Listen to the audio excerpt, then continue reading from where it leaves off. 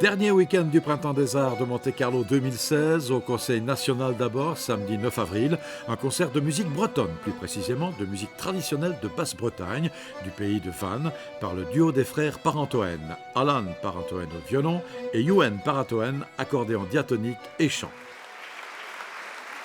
Le même soir, à 20h, à l'auditorium Régnier 3, l'immense chef d'orchestre Elia Wimbal, qui fut l'élève d'Olivier Messiaen et de Nadia Boulanger, reconnu internationalement comme l'un des meilleurs interprètes de Bruckner et de Mahler, Mahler dont il a enregistré l'intégrale des symphonies avec l'Orchestre symphonique de la radio de Francfort, le maestro Elia Wimbal a dirigé ce samedi 9 avril l'Orchestre symphonique de la radio de Stuttgart dans cette grande fresque sonore qu'est la 7e symphonie de Mahler, aussi intitulée Chant de la nuit.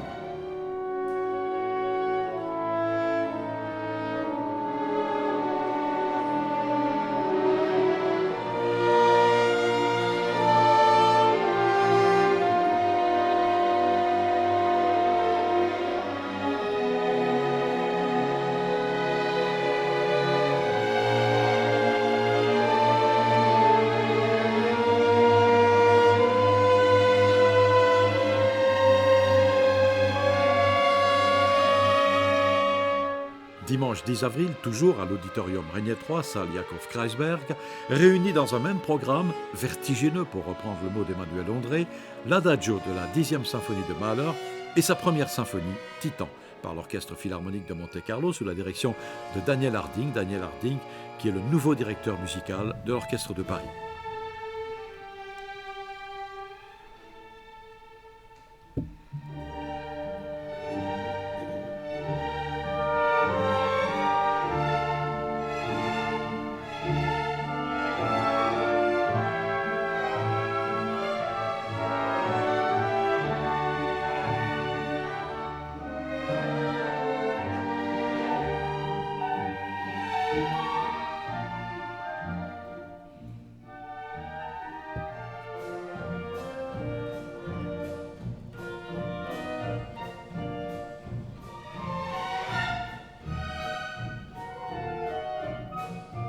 Mahler a beaucoup évolué en un peu plus de 20 ans, je crois, entre la première, où on était encore à la fin du romantisme, très influencé par Brahms, Beethoven, alors que dans l'adagio de la 10e, là déjà, il a un pied dans la nouvelle musique.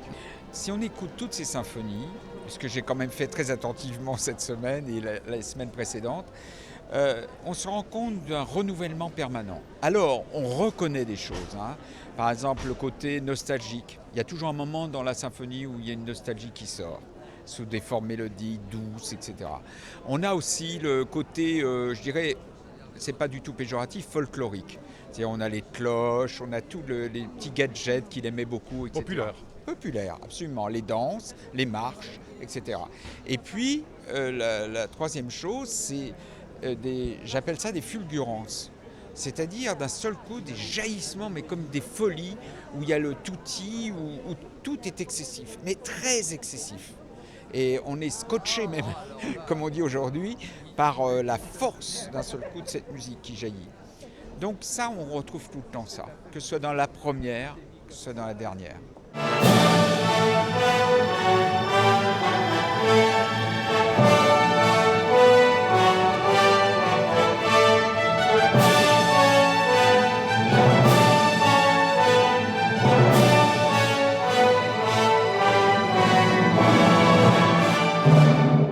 Plus une seule place libre ce soir-là à l'auditorium Régnier 3. C'est donc une salle archi-comble qui s'est levée pour une standing ovation à la fin de ce concert Mahler.